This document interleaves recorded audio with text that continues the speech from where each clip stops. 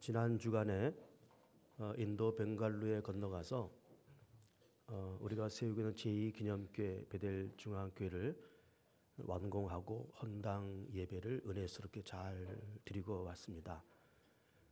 금요일 저녁에 출발해서 1박 4일 동안의 일정을 마치고 월요일 오후에 도착을 했습니다. 저와 우리 육종철 장로님, 성낙준 장로님, 그리고 또 박병호 집사님, 강한기 집사님 이렇게 5명이 인도를 잘 다녀왔습니다. 거기서 사진도 찍어오고 이제 동영상도 촬영을 해서 이제 잘 편집을 한 다음에 다음 주쯤에 여러분들에게 그 모든 것을 공개하도록 하겠습니다. 우리는 이렇게 2016년도 연말을 맞이하면서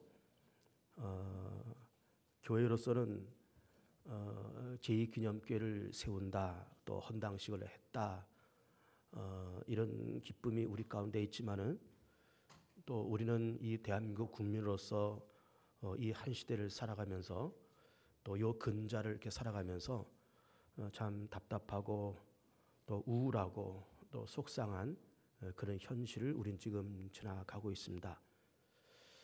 우리는 자고 깨면 최순실이라는 이름이 가슴을 먹먹하게 할 만큼 너무 그 이름을 자주 들어왔고, 그러면서 급기야 이런 사건이 한 3개월 전부터 터져서 수차례에 걸쳐서 촛불 집회가 그동안 있어 왔고, 그러면서 이제 지난 주간에는 대통령 탄핵까지 결정된 상태에 있고, 이제 헌법재판소의 최종 판결만 남겨놓고 있는 그런 상태에 있습니다. 답답하고 참 안타깝고 좀 앞이 막막한 그런 현실을 우리 지금 지나가고 있습니다. 우리 대한민국 국민 모두가 다 참 그 어두운 소식 가운데 답답하고 암담한 가운데 요 근자를 지나가고 있습니다. 그래서 이런 현실을 우리가 맞이하고 또 지나가면서 뉴스는 우리가 귀가 닳도록 들었기 때문에 뉴스를 얘기하려는 것이 아니고, 이런 암담한 현실 속에서 하나님은 무슨 말씀을 우리 이 한반도에 하시고 싶어 하실까? 도대체 이렇게 되는 것이 무엇 때문에 이렇게 되고 있을까라고 하는 것을 오늘 성경을 비추어서 잠깐 말씀을 드리고자 합니다. 오늘의 이 답답한 현실을 이렇게 놓고 보면 지금 우리가 본문으로 잡고는 이 예레미야 애가의 이 시대와 너무나 흡사하다 이렇게 생각이 되어서, 그래서 오늘 설교의 본문을 예레미야 애가를 잡았습니다. 우리가 요즘에 수요일마다 지금 이사야서를 읽고 있는데, 그 이사를 읽으면서 우리 수요일날 나오는 우리 교우들에게 이 이사야 말씀을 이해를 하기 위해서는 그 이스라엘 나라의 그 연대기를 알 필요가 있다 이렇게 말씀을 드리면서, 그 아브라함 때서부터 시작해서 이 최근에 이르기까지 이스라엘 나라의 연대기를 이렇게 인쇄해서 다 드린 바가 있습니다. 이스라엘 나라의 연대가 역사가 어떻게 흘러왔느냐, 어느 시대에 어떤 사건, 어느 시대에 어떤 사건이 있었느냐, 또 그렇게 된 이유가 무엇이냐, 이런 것을 이제 집중적으로 이 근자에 수요일마다 이렇게 보고 있으면서, 그러면서 그 이스라엘 나라의 연대기를 말씀드리면서 그 연대기를 우리가 잘 알아야 이렇게 구약 성경에 특별히 그 예언서 부분을 우리가 이해할 수 있다, 그렇게 말씀을 드렸습니다. 이사야, 예레미야 혹은 에스겔, 다니엘 이런 부분의 그 예언서들이 이것이 별개의 사건이 아닙니다. 이사야가 별개의 사건이고 예레미야가 별개의 사건이 아니고 다 연결된, 시리즈로 연결된 그런 사건입니다. 그래서 이사야가 썼기 때문에 이사야라고 쓰고, 예레미야가 썼기 때문에 예레미야라고 쓰고, 다 그렇게 했지만은 결국 이 이사야, 예레미야, 에스겔, 다니엘 이 전체가 한 덩어리, 한 사건과 하나의 배경을 가지고 기록된 책들이 바로 그런 책들입니다. 다 연결해서 그 말씀을 읽어야 돼요. 또 그 말씀을 연결하고 또 그 말씀을 이해하기 위해서는 이스라엘 나라의 연대기를 알 필요가 있다. 그런 말씀을 최근에 수요일마다 자주 이야기를 드린 바가 있습니다. 그래서 그 연대기를 좀 이제 구두로 잠깐 설명을 해드리면 이와 같습니다. 이스라엘 민족의 시조는 아브라함이 있잖아요. 그 아브라함을 생각할 때는 늘 우리는 주전 2000년을 생각하시면 됩니다. 2000년. 그때부터 아브라함과 이삭과 야곱, 그리고 야곱 시대에 애굽으로 이주하잖아요. 그리고 이주했을 때를 대략 한 주전 1800년 이렇게 잡고 400년 포로 생활하고 출애굽을 하니까는 400년을 빼면은 이제 1400년이 되잖아요. 주전 1400년. 그리고 광야 40년을 거쳐서 가나안 땅에 들어갑니다. 그래서 1400년경에 출애굽을 해서 광야 생활 40년을 빼면은 대략 가나안 땅에 도착했을 때를 한 1360년경에 그 가나안 땅에 도착했다 이렇게 보는 거죠. 그때부터 이제 사사 시대가 펼쳐집니다. 그렇게 사사 시대 한 300년 내지 400년 동안 사사 시대가 펼쳐지면서 좀 나라가 이렇게 좀 규모가 없고 짜임새가 없는 좀 불안정한 어떤 정치 체제를 갖고 있었습니다.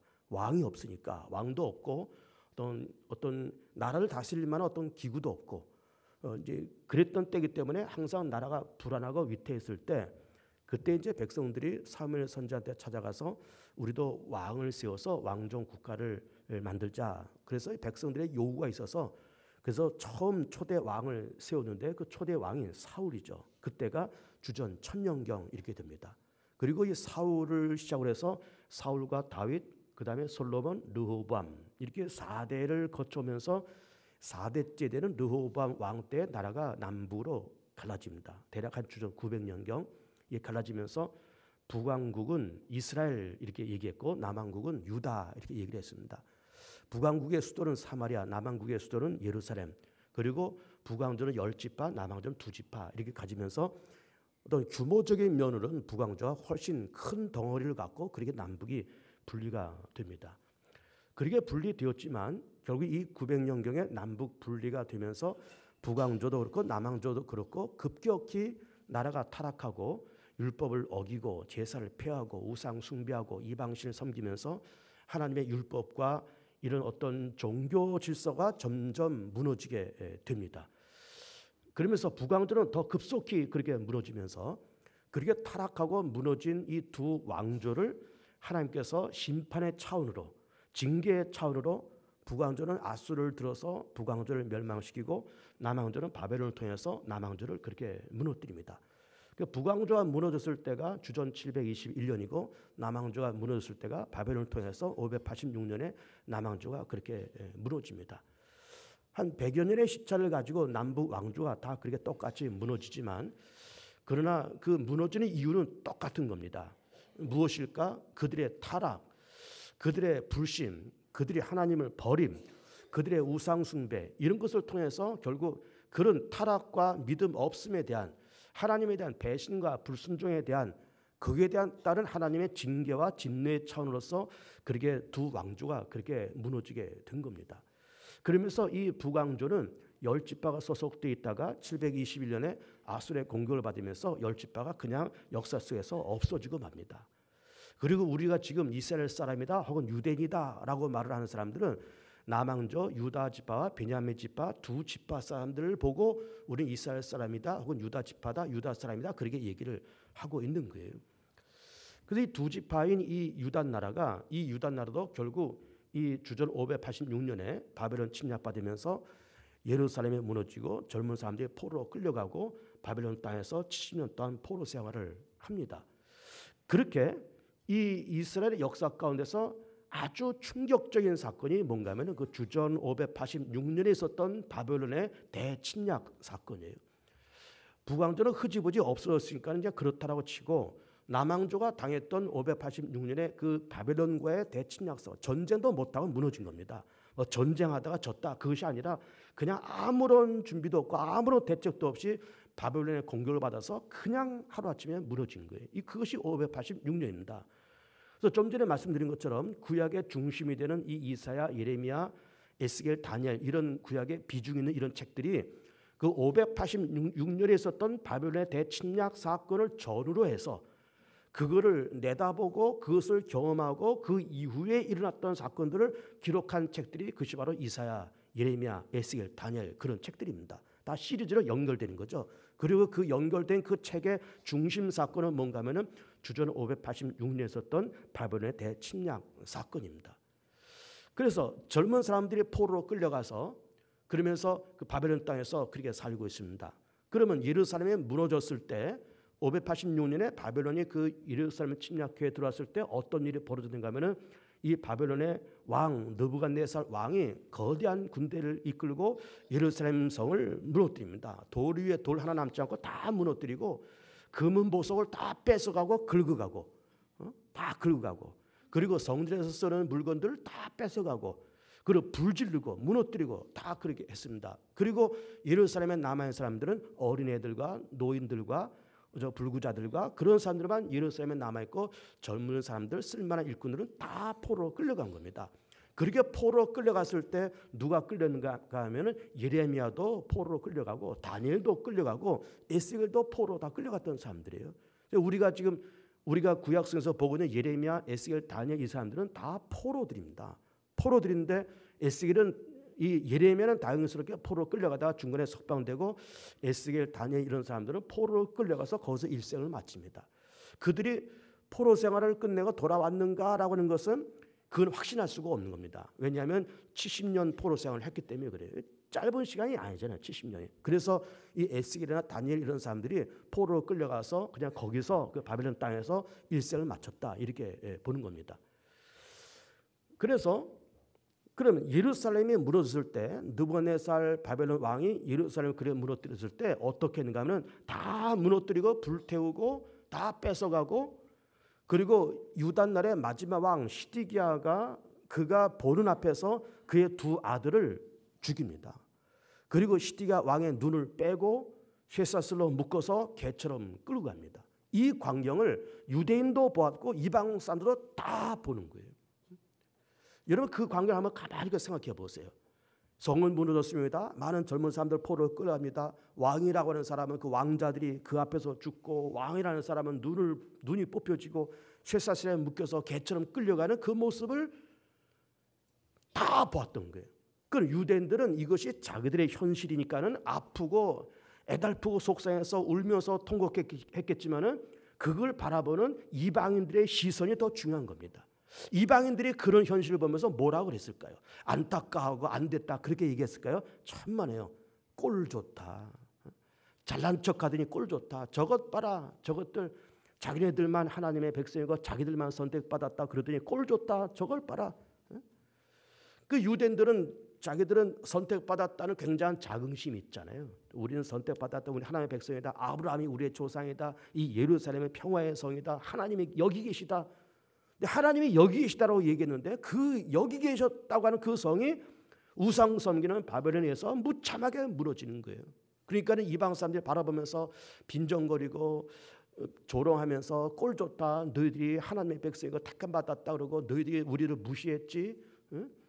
실제로 무시했었죠. 유대인들이 이방 사람을 무참하게 무시했었죠. 사람같이도 여기지 않았잖아요. 이방 사람들.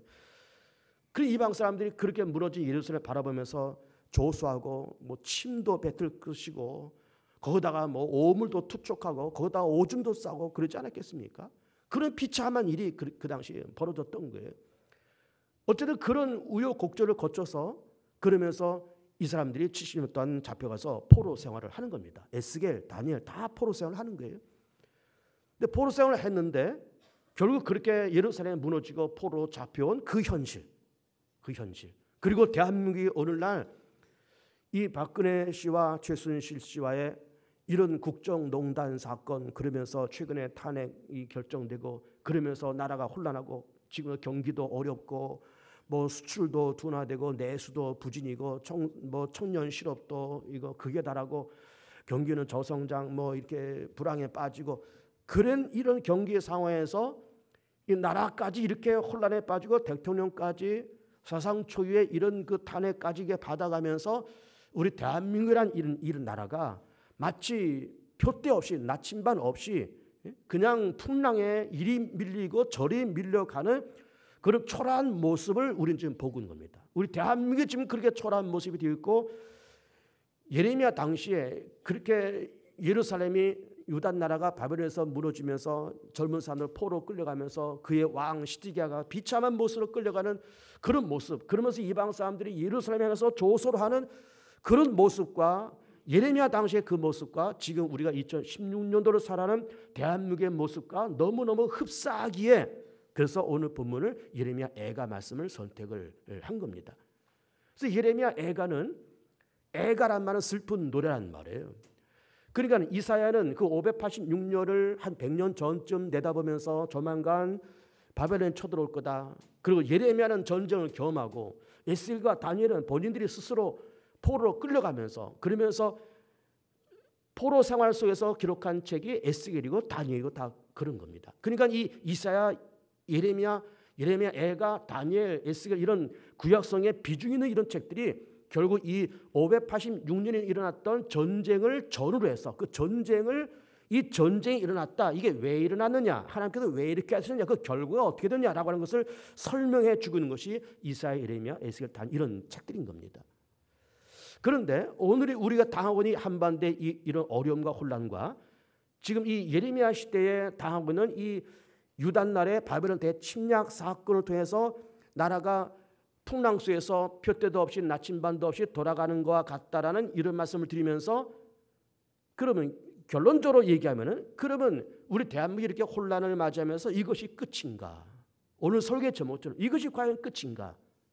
또 지금 예레미야 시대에 바벨론의 대침략을 받으면서 나라가 그렇게 어려움을 당하면서 포로 끌려가고 예루살렘이 그렇게 무너지면서 어려움을 당했을 때 그것으로 과연 유다 민족의 역사가 그것으로서 이스라엘 민족의 역사가 끝이었는가?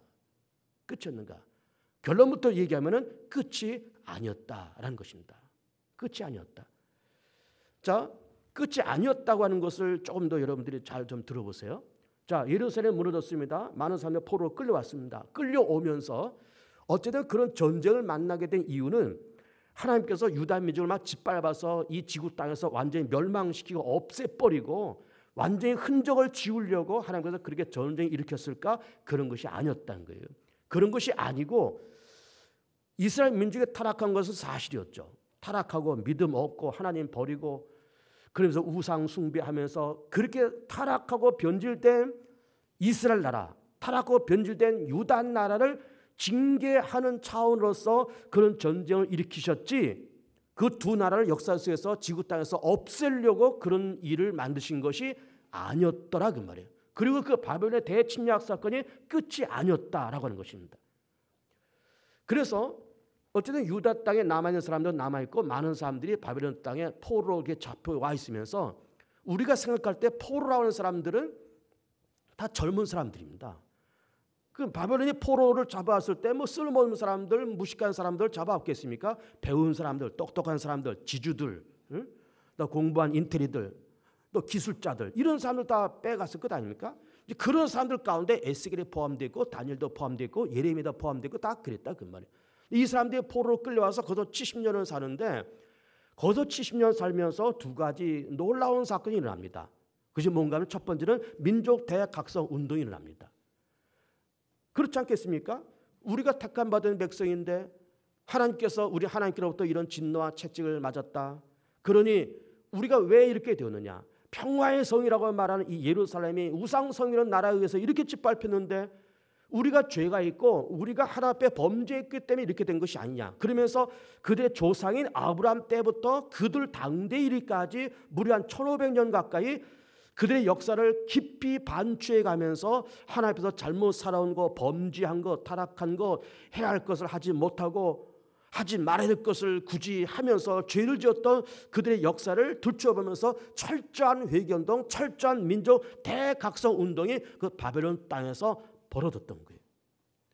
그런과 동시에 거기서 유대교가 탄생합니다. 그 이스라엘 사람들이 갖고 있는 이 유대교라는 이 종교가 이스라엘에서 만들어진 것이 아니고 그 바벨론 침략을 받으면서 바벨론 포로 생활 속에서 태동된 종교가 유대교예요. 그 이전에 물론 민족 대각성 운동이 일어났죠. 그래서 우리는 이제부터 우상 섬기지 말고 우리는 하나님께서 주신 율법, 제도, 절기 철저히 지키자. 여호와 하나님 외에는 다른 신은 있지 않다. 그래서 유대교의 근본 사상이 뭔가 하면은 하나님은 유일하시다는 거예요. 하나님 유일하시다. 하나님 외에는 다른 신은 존재하지 않고 인정하지도 않고, 왜? 그렇게 살다가 매 맞고 이렇게 전쟁을 만났으니까. 그래서 하나님 외에는 다른 신을 인정하지 않고 섬기지 않겠다고 결정하면서 민족 대각성 운동과 유대교가 그 바벨론 땅에서 만들어진 겁니다. 그러면서 회당을 만들어서 안식일날 모여서 율법을 공부하고 랍비라는 율법 학자들이 나타나서 세워서 그들이 어린아이들 말씀을 가르치고, 그러면서 안식일을 지키고 또 율법을 다시 한번 회복하면서 장로의 유전이라고 하는 이런 거를 그 회당 안에서 서기관과 바리새인들이 세워지면서 그런 것을 다 만들면서 유대교가 바벨론 땅에서 이렇게 탄생한 겁니다. 그러면서 바벨론 나라가 예루살렘을 무너뜨리고 아주 의기가 등등하잖아요. 야, 우리가 전능한 여호와가 다스리는 예루살렘도 우리가 무너뜨렸어. 저들이 섬기는 유일신이라고 말하는 여호와가 계시다고 하는 예루살렘도 우리가 무너뜨렸어 하면서 막 교만이 하늘을 찌를 때, 하나님은 바벨론 땅도 역시 무너뜨리시는 거예요.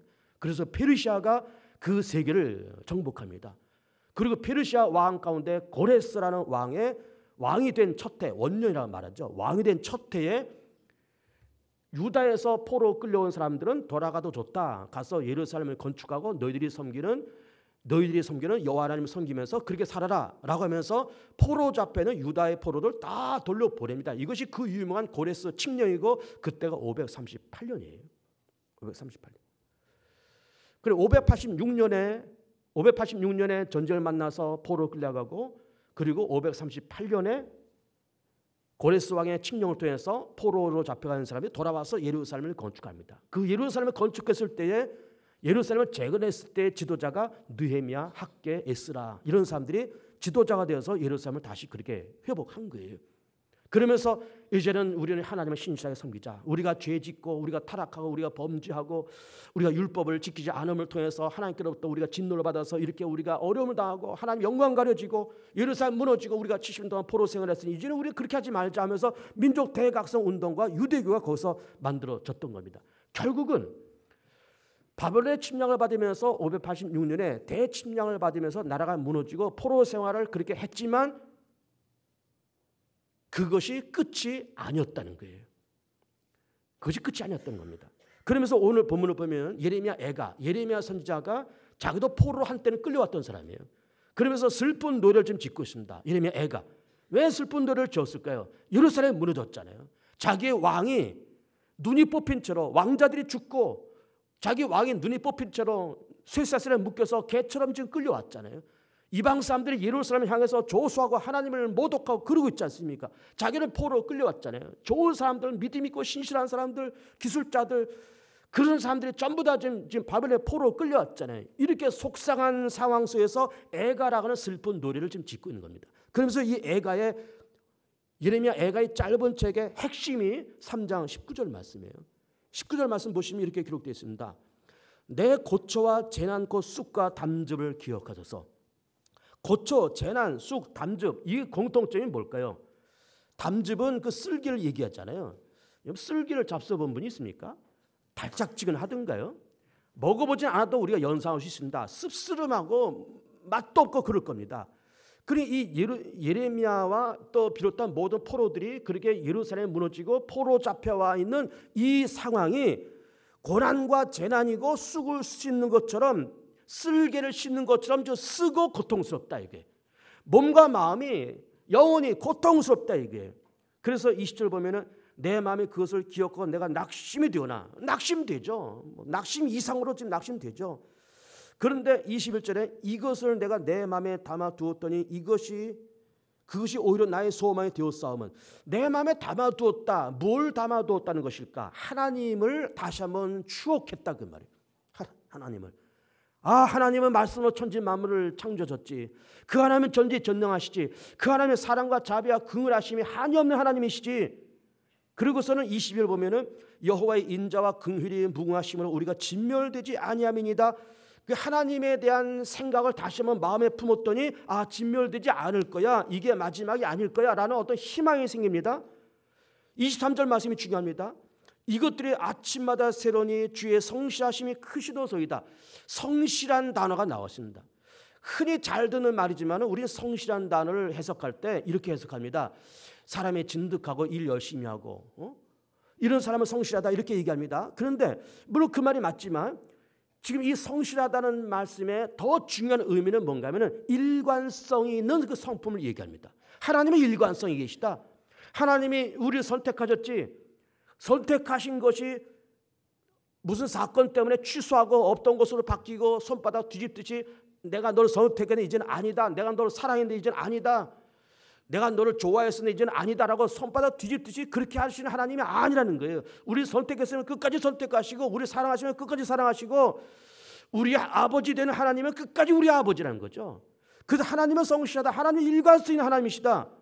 그런데 그 하나님은 전능하시고 그 하나님 우리를 선택하시고 하나님의 자비가 한이 없는데 그 하나님을 다시 한번 추억하고 마음에 되새겨 보니 하나님을 다시 한번 마음에 품어 보니 소망이 생겼다는 거예요. 그 우리는 진멸되지 않는다는 신락하던 희망이 생겼다는 거예요. 그리고 쭉 내다보면 쭉 이렇게 내려오면 29절 말씀이 중요합니다. 29절 보면은 그대 입을 땅에 티끌에 댈지어다 혹시 소망이 있을지로다. 입을 땅에 티끌이 된다는 말이 뭘까?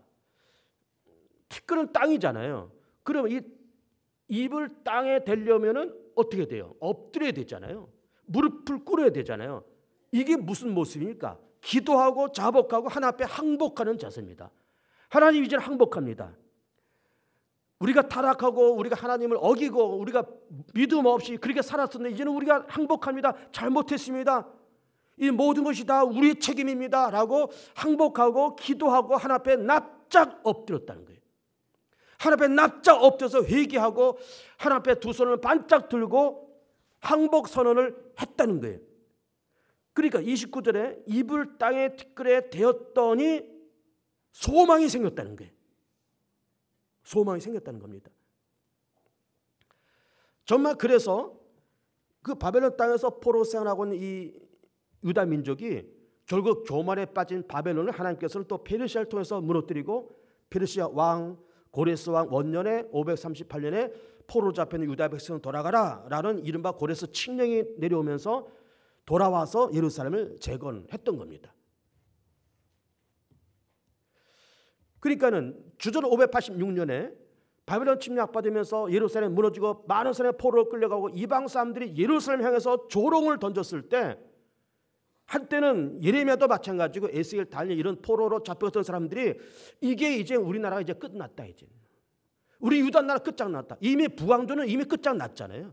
북왕조 10지파는 끝장나고 우리 두 지파 유대 지파 베냐민 지파 우리도 이제 끝났다. 라는 조바심 속에서 그럼에도 불구하고 하나님이 어떤 분이냐라고 하는 것을 가슴에 품고 납작 엎드려서 기도하고 회개하고 자복하고 하나님 앞에 완벽하게 회개했더니 소망이 생기면서 하나님은 성실하셔서 우리를 선택하셨다는 것을 취소하지 아니하시고 우리를 사랑하신다는 것을 취소하지 아니하시고 우리의 목자 되시고 우리 아버지 되신다는 것을 취소하지 않을 거라는 희망을 갖고 지금 예레미야 애가를 지금 이야기를 하고 있는 겁니다.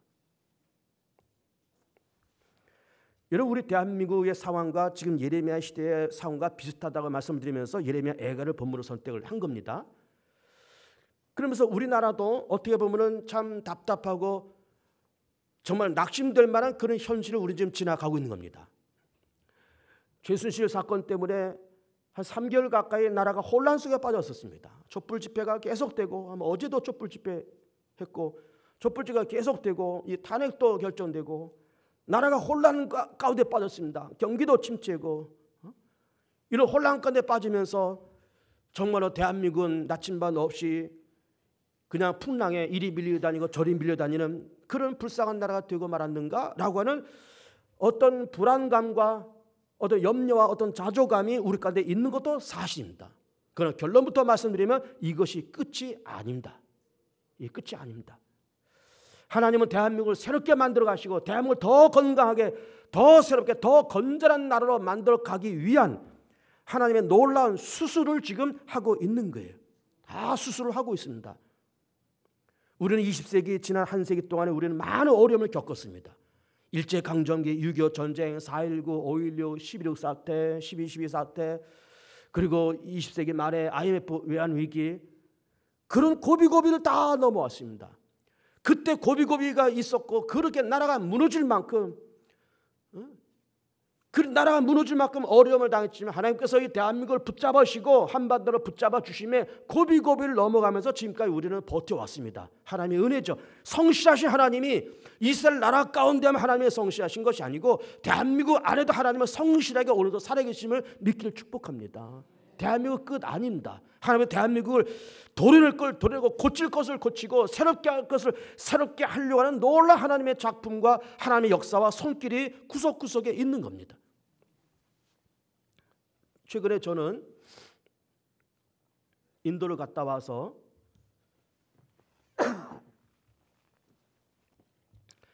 여의도 국회에서 직접 간접적으로 일하는 어느 교우를 만나서 요즘의 이 현 상황에 대해서 좀 조언을 좀 들었습니다. 그랬더니 이 교우가 하는 말이 목사님 지금 우리나라는 놀라운 일이 벌어지고 있습니다. 이렇게 얘기하는 거예요. 무슨 놀라운 일이 벌어지고 있느냐 그랬더니 우리 얼마 전에 우리나라에서 그 김영란법이 통과됐잖아요. 그 3만 원, 5만 원, 10만 원 그 김영란법이 통과됐습니다. 그런데 그렇게 통과된 이후에 대한민국 정부가 특히 국회가 너무너무 깨끗해졌다는 거예요. 왜 깨끗해졌느냐 물어봤더니 자기가 어느 국회의원을 이렇게 보좌하고 있는데 그 국회의원에게 적어도 하루에 한 30통씩 김영란법이 오기 전까지는 하루에 한 30통씩 전화나 문서로 청탁건이 올라왔다는 거예요. 하루 30건씩.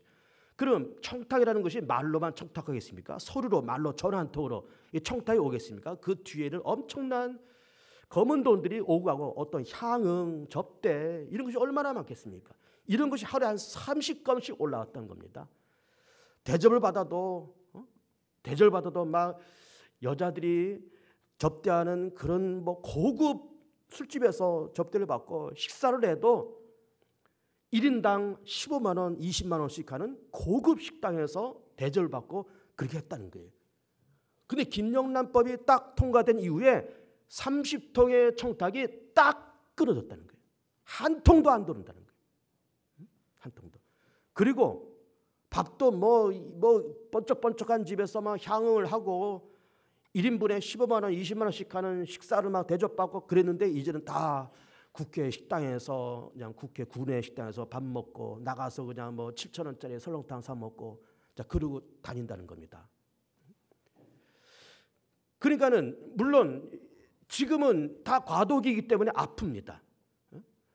이런 접대 문화가 없어지면서 김영란법이 통과되면서 뭐 경기도 그것 때문에 그렇잖아요. 경기가 어려운데 김영란법 때문에 막 이 접대업소들이 이런 그 유흥업소들이 막 어려움을 당하고 식당들이 막 어려움을 당하고 한데 과도기 때문에 어려움을 당하다 그렇게 했지만 그동안 우리 사회가 그런 병폐와 어떤 접대 문화와 향응과 이 청탁 문화가 깊이 자리 잡고 있었고 이것이 막 앙금처럼 이렇게 가라앉아 있던 것을 하나님께서 확 하고 이번에 들춰내시는 거예요. 확 하고 들춰낸 겁니다. 제왕적 대통령제 폐단도 하나님께서 확 들춰내고 정경 유착의 고리 확 들춰내고 거기다가 요 최근에 이런 촛불 집회니 이런 탄핵 사건 이런 걸 쭉 보면서 우리나라의 좌파의 세력과 조직과 자금력과 동원 능력과 이 좌파들의 이 매스컴 장 능력이 얼마나 큰지를 들여다보시는 그런 계기가 된 겁니다. 하나님께서 우리 대한민국의 어떤 문제, 병폐, 가라앉은 앙금, 이 더러운 앙금들, 그동안 이렇게 다 가라앉아서 안 보이잖아요. 앙금이라는 것은 다 가라앉았기 때문에 안 보이잖아요. 앙금은 가라앉고 위에는 맑은 물이 떠 있으니까 다 맑겠지 다 그렇게 있었지만은 우리 한국 사회에 그런 더러운 앙금이 가득 깔려 있었는데 하나님께서 이거를 한번 이 김영란법, 최순실 사건, 뭐 탄핵 사건 이런 걸 통해서 한번 확 하고 들춰내는 거예요. 우리나라의 어떤 문제점, 병폐, 청탁 문화, 좌파의 어떤 조직과 자금력 이런 걸 한번 확 하고 하나님께서 들춰내고 있는 거예요. 그러면서 놀랍게 하나님의 전능하신 손으로 대한민국이라는 이 나라를 수술해 나가고 계시는 거예요. 끝이 아닙니다. 절대 대한민국이 이렇게 끝날 대한민국이 아닙니다. 하나님이 이 나라를 얼마나 사랑하시는데 130년 전 언더우드 아펜셀라 20대 젊은 부부가 성역지 한 권 달랑 들고 인천항 통해서 들어와서 여기서 복음을 뿌리고, 그러면서 우리 대한민국은 130년의 기독교 역사 속에서 5만 개의 교회가 세워지고, 그리고 1000만의 성도가 이렇게 존재하고, 우리 개봉중학교도 45주년, 46주년 최근에 지금 지나가고 있는 거예요. 우리는 이번 기회에 하나님께서 이 병든 대한민국을 수술하시는 그런 시기다라는 것을 바라보면서 더욱더 이번 기회에 나라를 더 사랑하고 나라와 민족을 위해서 더 기도하고, 하나님이여 다 이 나라 아픔이 있고 시간도 걸리고 다 문제가 많지만 하나님의 전능한 손으로 이 나라를 잘 수술하셔서 깨끗하고 청렴하고 정직하고 법과 질서가 세워지고 양심과 정의가 통용되는 그런 깨끗하고 청렴한 나라로 만들어 가시는 그런 기회임을 알고 한편 하나님 앞에 감사하고 기도하시고 이번 기회에 우리 다 애국하자, 애족하자, 대한민국을 더 사랑하자, 다 그러지만 더욱더 이 대한민국을 사랑하시고 개봉중학교 더 사랑하시고 하나님 더 사랑하시고 믿음 더 사랑하시고, 그래서 이번 기회에 아픔이 있지만, 아픔도 있고 잃어버린 것도 있지만 하나님께서 이런 기회를 통해서 대한민국을 수술하시고 건강하게 청렴하게 만들어 가신다는 그런 비전을 품으시면서 낙심하지 마시고, 이게 끝이 아니다. 이게 끝이 아니다. 하나님은 성실하신 하나님, 성실하신 하나님, 우리를 택하신 그 하나님은 우리를 놓치지 아니하실 것이고, 우리가 아버지라고 부른 그 하나님은 여전히 아버지시고, 우리의 목자 되신 하나님께서 여전히 우리의 목자이시고, 우리의 생명 되시는 예수님이 여전히 우리의 생명이시고, 선택하신 그 하나님의 선택은 취소되지 아니하시고, 왜? 성실하시기에, 일관성이 있으시기에. 그래서 성실하신 하나님을 믿고 따라가고, 그러면서 하나님께서 이번 기회에 대한민국을 새롭게 건강하게 만들어 가실 기회라는 것을 바라보면서 더욱더 기도하고 더 나라와 민족을 사랑하시고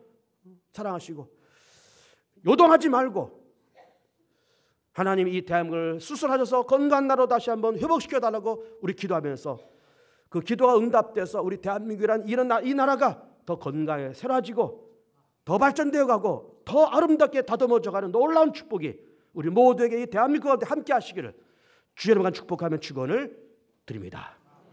이 시간 합시다.